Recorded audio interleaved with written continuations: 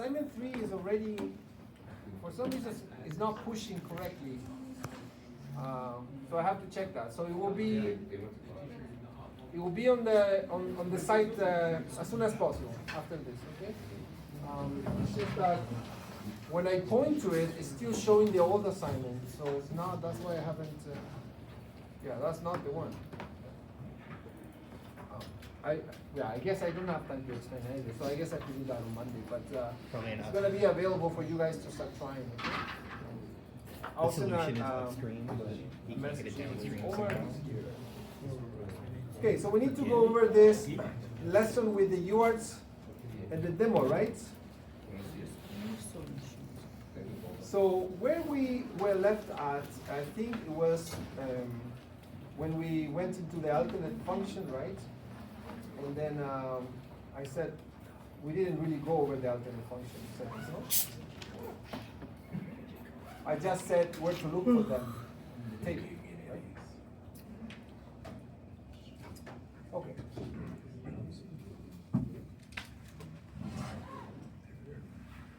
Oh, this is the wrong one.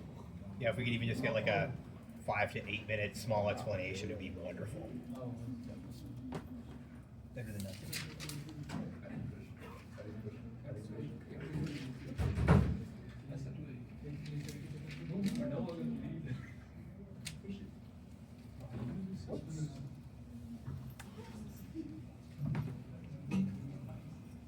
Oh.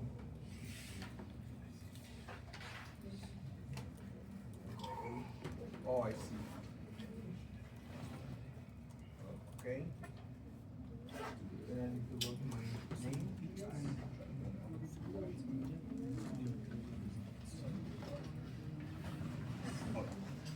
Unless you copy and paste that project. You would just create, you would just make a copy. Okay. You just change the name. Like you have a file, you make a copy and paste that file. And Okay. then you just change the name. So looking at You don't have to keep doing that. the whole sequence of initialization for the UARTs, remember that we calculate the baud rate based on this formula that we have discussed. We write that one into the VRR register, which is, again, all these instructions are on the UART lesson, okay? So the only thing that starts with, it says that don't forget to set the alternate function before you use the UART, right? Now, we're gonna skip that part because we're gonna go back to the alternate function. And on Monday, we're going to revisit the alternate functions with a lesson, right? Because it requires more analysis. But for now, we're just gonna do it so we can get the UART working, okay? So we calculate the formula and we write that value into the baud rate. That's the first step, okay? Second to that, in the control register 1, we need to enable the transmitter, the receiver, and the UART itself. When we hover on these masks, it clearly tells us which bit is that mask pointing to. This one is bit 0, because it's a 1 bit shifted to the left by 0. Then this one is bit 2. And this one is, who can tell me when I show it? Bit 8. Oh, well, it looks like an 8, yeah, I wouldn't blame you. It's a 3 actually. Oh, Yeah, sorry. it's too small, yeah. Yeah. But what you want to do, you want to go to the reference manual, open the UART, which is chapter 33, go to the control register 1 register and check that these masks actually are. So you get consistent with this. You get used to navigating the reference manual. This one is just for discarding any data that is in the buffer, in the FIFO, and that is the, well actually that's the flag, which is hexadecimal 8. It's interesting that this one doesn't get masked like the other ones. What bit is hexadecimal 8? Am I looking at the right thing or not? Hex 8 should be bit 7, right? Bit, Well, if it's 8 in hex, that should be bit position 7.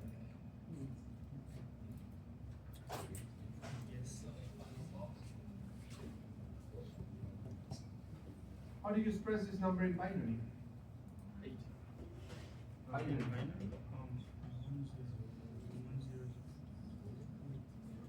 Somebody said it? 1 0 0 0. That one is 4, right? That's 1 0 0. Okay, so then again, what bit is it? 3. Bit 3. Yeah? Okay. So it could be in different formats.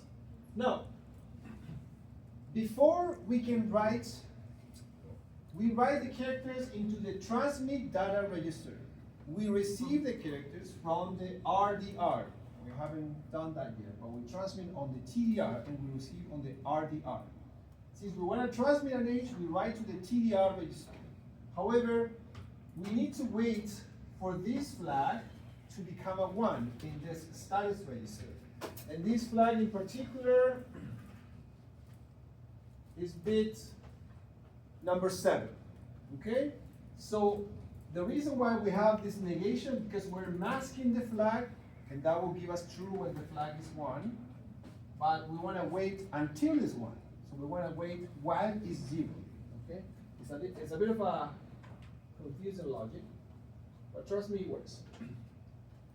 This thing here, when you write the library that is already there posted on the header file that you have to implement, this seems like it should go in your transmit by function, right? And then use UART or USART underscore transmit, whatever. And then that function is going to take a pointer to a UART as well as a character to transmit. So the second parameter will be this one. Instead of an H, the parameter will go here. And instead of USART2, you will use the pointer to the USART. And you will call this function with any USART. USART1, 3, whatever you want to use, right?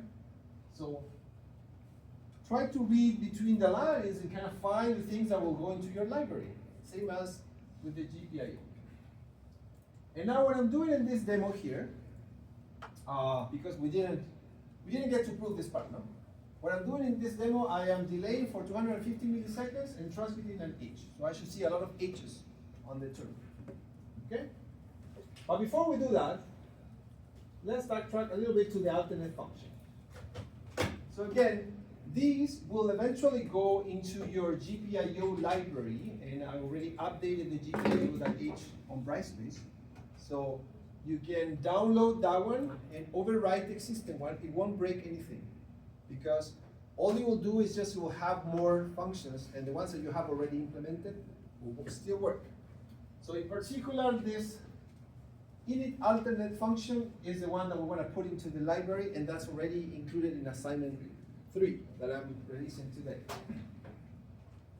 Okay, so again, according to the notes that we have, to set the pin to alternate function, we need to write a 1 0, right? Because GPIO output is 0 1.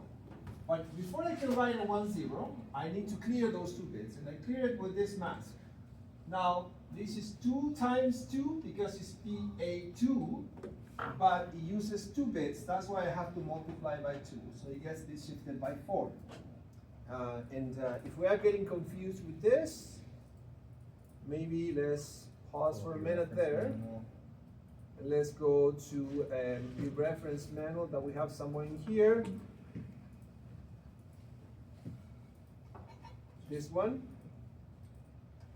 And we want to look into the GPIO chapter, which is chapter 7. We're going to go to the registers, and particularly we want to look into the motor.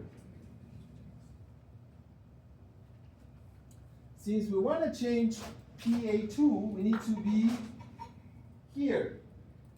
Okay? So the 1 1 starts here, and we shift by 2 4. That's why it's 2 times 2. And we invert that mask so we can first write 0 0, so we can clear, and then we write 1 0 to set it to alternate function. That is what this code is doing. Somebody made a question in the other section. Hey, when I set the pin to inputs, when I code the library init inputs, I just do this and then what? Yeah, that's it. Because when you do this, you're clearing, so you're writing 0 0, so input is 0 0, right? So there's nothing else to be done. In this case, since we need to set it to alternate function after that, then we need to write another line. Same thing for PA3, 3 times 2, same idea. Now, the alternate function at that point is set up for the pin. The problem is that we don't know which alternate function, because there are many different ways, okay? And where is that information? Should also be in our reference manual. It's actually in the data sheet. Did I say that last class? Maybe I didn't get to that point. Yeah, so that is unfortunately in a different document. And that document is the data sheet. That's why in the MCU resources we have reference manual and data sheet. Now I won't promise much, but I'm gonna try to put these tables on the site so you can reference them easily, okay? And you go to the data sheet. The data sheet is a smaller document. It's only 160 pages. Whereas the reference manual is the Bible, right? It's 300 pages, almost 400, 1400. Sorry, 1300. So in this one, you go to pinouts, and then you scroll down, and eventually you will find port A alternate functions. I think I went over this. And we have the alternate functions for the port A here. Please know that the alternate functions go all the way up to 15. But as you can see on the upper part, it's not really that much populated. So these ones are all blend. But we do have some alternate function 8, 9, 10, right? In some other versions of the micro, they will have more alternate functions. And then it looks like you want to use AF1. So we need to go into PA2 and PA3 and look for the USR2TX, USR2TX, and USR2RX. So we need alternate function 1. Now, the first question for you guys, if I have to set up 16 combinations from alternate function 0 all the way up to alternate function 15, 16 different combinations, right? Possible. So the question is, how many bits do I need for that? 32. Hmm? 32. Not quite. It's only 16 different combinations. Okay, think about this. The motor has 4 different combinations, right? How many bits does it use? 2. So we need 3 for 16. 3? Oh no, 2, 0 to 15. Because 2 to the power and We need 16 possible combinations. So in reality, we're trying to solve this equation. This goes back to math. yeah. 4. Right? If I need 16 possible combinations, 2 to the power of how much is 16? 4. How do I solve this equation? I can apply log in base 2, right? But I'm not going to do that. You can do this. Right? Then the bases are equal and then x equals 8, or you can do it by simple inspection. But having the math there is always important. Oh my god. Anyways, I need 4 bits. So more complex, right? Because now instead of 2 bits in the motor, now in these alternate functions we have 4 bits per pin. And how many pins we have? 16, right? From 0 to 15. So times 4 is how much? 16 times 4? 64. 64. How big are our registers? 32. 32. And I need 64. So how many registers am I going to need for this? 2. 2 registers, right? Which is why, when you go into the GPIO, let's go back to the reference manual. You look for this registers where you set the alternate function, and you have an alternate, if I can find it. Where is it? Oh, because I'm looking at the, oh no, here, I found it. You have an alternate function high and an alternate function low. Okay? How does this work? Let's say I'm working with GPIO A. So alternate function low is gonna handle PA0 to PA7. Because it needs 4 bits per pin, right? So I can only do up to PA7. If I'm dealing with PA8 all the way up, then that needs to go into the alternate function high. Sorry, I think I lost it. This one. See, this one handles from GPIO 8 to GPIO 15. And whenever I do the bit shifting for the masks, instead of multiplying by 2 now, in case of the mother, I have to multiply by 4. Okay, so it gets a bit tricky. This is the most difficult part of this puzzle for the registers. It's very weird, very weird. Yeah, so the way they implement this thing, if we go back to our GPIO 8, because this is inside the GPIO 8, before I go to that, if we click in GPIO 8, we can always go to the definition and then go here and see this pointer to this data struct. Can you see the alternate function there? Yep. It's this guy. However, I don't have an AFRL and an AFRH. So AFR1, AFR2. Yeah, so they define as an array. Okay? I don't know, just to save space, I guess. And so the AFRL is going to be actually the AFR at 0, and the AFR high is going to be the AFR at 1. So then what's AFR2? No, because it's 2, it's an array of 2. Oh, it's just declaring the size. Yeah, it's the size of the array, 0 and 1. Now, if you are at this point extremely confused, who's extremely confused at this point? Extremely? No. Slightly? Yes. Yes. I would say don't worry, we're gonna have another lesson where we're gonna go over this again in more detail, okay? That will be on Monday, so Monday is a bad idea to skip, okay? So we go here, and right after the user lesson, there's a pin alternate function lesson that explains everything with detail, even how would you have to set it up in your library, see? When you code the library, and it even gives you some challenges there. So if you're feeling energetic enough to try this, there you go, you have some things to work during the weekend. Otherwise, you can just wait for me to go over this again on Monday. Okay, we know we need to set what? PA2 and PA3 to what? Alternate function 1. That is the goal, because according to that table, we need alternate function 1. If we wanted to use timer 2, channel 3 and 4, we will need to use alternate function 2. And that's how we multiplex these things. See, you have a multiplexer. I'm pretty sure the guys that took 50/50, they know what a multiplexer is, where we select an output, right? Here's the same thing. We are selecting the signal, but we're doing it with code by writing into this register. It's kind of the same idea. So this is the goal. So we're going to be where then? Are we going to be in the low or in the high register? Low. In the low. Alternate function register low. Or in other words, alternate function register at 0. Okay? Right. Let's go back here. So what are we doing then? Here it is.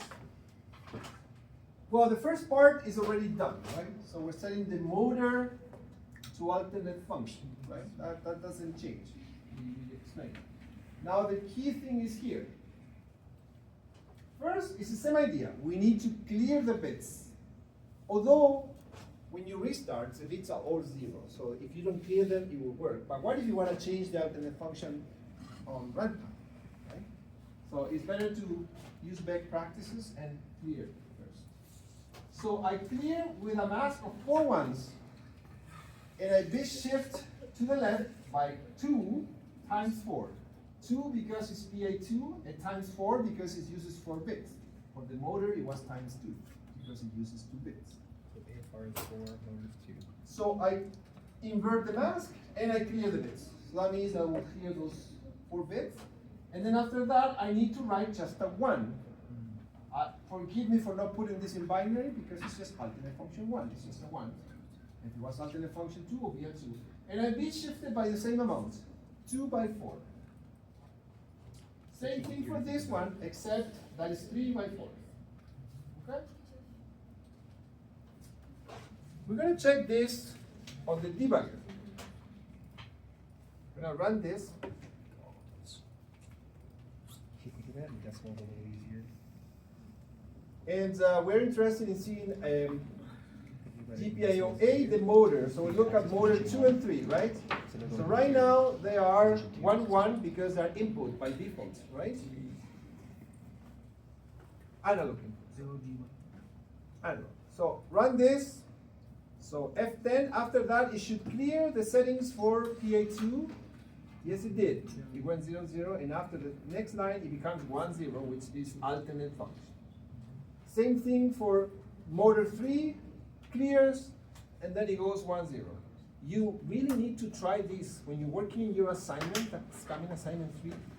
When I tell you to use a debugger to verify, please do so, because then you get familiarized with the debugger. Although I won't check that. I won't know if you did use a debugger or not. But it's up to you. If you really want to learn, use the debugger to verify things. Okay. And then it comes to the alternate function part. So now we're left with the motor alone, and then we go to the alternate function low portion. Okay, and we're particularly looking into alternate function select 2 and 3 because those are PA2 and PA3. So right now they are 0, see? So I'm just going to skip to this. And it does nothing because it was already 0, but it's a good practice to clear it. But right after this line, it should become a 1, and that's what it does. Same for this one, nothing happens, but it should become a 1 after that line. So at that point, everything is correct.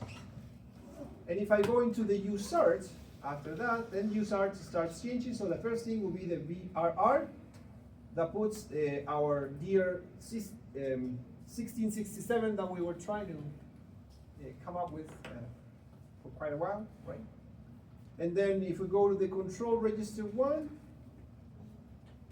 it should enable the USARTs, the transmitter, and the receiver. So bit 0, bit 2, and bit 3, done. Okay? Then we're ready to send an H and then keep sending an H every 250 milliseconds.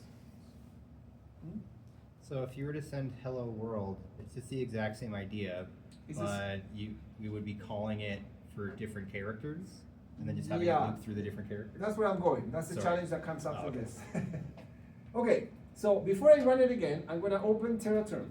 Although this thing is already running if I stopped it, so it should probably start outputting anyways. So I open TerraTerm.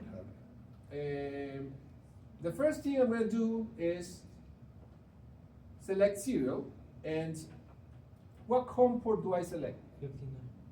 59 in this case because I want the J-Link UART. Whatever your COM port is.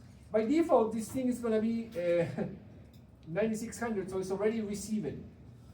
So if you're receiving garbage, not what you're supposed to be receiving, I'm going to increase the font a little bit, so not here. See, it's set already to 9600.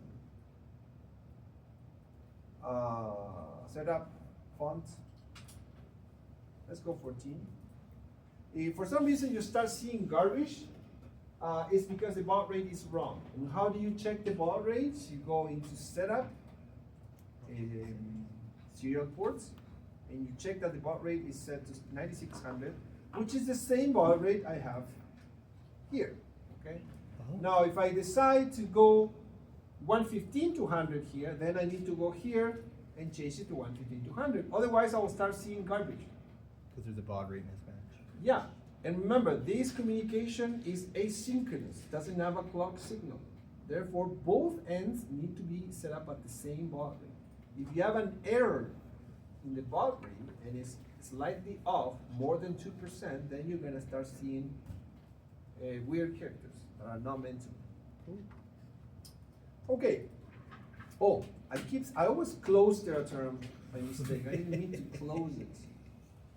seeing our beautiful H's. Now I don't see them anymore. You're on the wrong, non-com line. Oh, that's why. So how do I fix this? See, this is a good example. Setup, serial ports. I change to COM59. I keep the baud rate. Close and new open. I guess that works. And that keeps receiving an H. Now, what is the challenge for you guys? Instead of sending just an H, you're gonna send hello world or your name. Okay? Now, you know how to send one character. Now, here's the thing. Hello world, how many characters is that? Hello world, including the space. 1, 2, 3, 4, 5, 6, 7, 8, 9, 10, 11. So, For I equals 0, I less if than someone comes and copies these 11 times down here, and he keeps changing the letters H, T, would that work? Yes, It it should. would work. Wouldn't it be in a while loop? Yeah, but, yeah, that's the thing. Would that be efficient? No. Obviously no, right? So I don't want that solution. I want something, yeah, because if you copy this 11 times, you just change the letter, I mean, it's, yeah, it's very inefficient. Because if I ask you to send 250 characters, then you have to copy 250 times, right? Yeah, it's, So obviously, there's gotta be another more efficient way of doing it. Then you guys have the tools to do it. You just have to add more statements to this, so you can actually send hello world or something else. Okay? That is the task. We're probably not gonna be able to finish it today, but that's it. You can take it home, whatever. Okay? And I'll try to fix the assignment so you guys can have the assignment to take a look at. I wanted to go over the assignment. By the way, I do have the button boards and the displays, but I'll distribute them on Monday, I prefer. Is that okay? Unless somebody really wants them right now. Because I wanna do the same thing for both sections and I wanna have spreadsheets. So I don't lose time. How much is it again? $5. like, I know we're obsessed with forward, but like, so if you pop this to a for loop, and then in the for Yeah, loop, because last term I ended up, but you have a pair. I lost every it. time it is. I don't know where every it time it placed is, it. you can count. So if Can I, you can I, want this, can I buy one? Okay, you know what? I'm gonna So do one, the so spreadsheet and do it. and I'm then gonna do it one, properly. two, three, 1, 2, 3, 4. Position 6, you would just use the, ASCII,